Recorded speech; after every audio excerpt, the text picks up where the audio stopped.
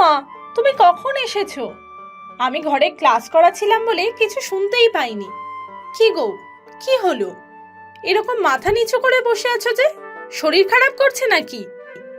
না, শরীর ঠিকই আছে। তোমার ক্লাস করানো হয়ে গেছে? হ্যাঁ, এই একটু আগে। এত তাড়াতাড়ি বাড়ি চলে আসলে যে? কয়েকটা দিন সংসারটা চালিয়ে নিতে পারবে না? যতদিন না আমি নতুন কিছু পাই। বলো না ঈশা। কি বলছো বলো তো? আমার কিছুই মাথায় ঢুকছে না। আমি আজকে রিজাইন দিয়ে এসেছি। আমি আর এত কনস্পিরেসি নিতে পারছি না। তুমি কোনো চিন্তা করো না ঈশা।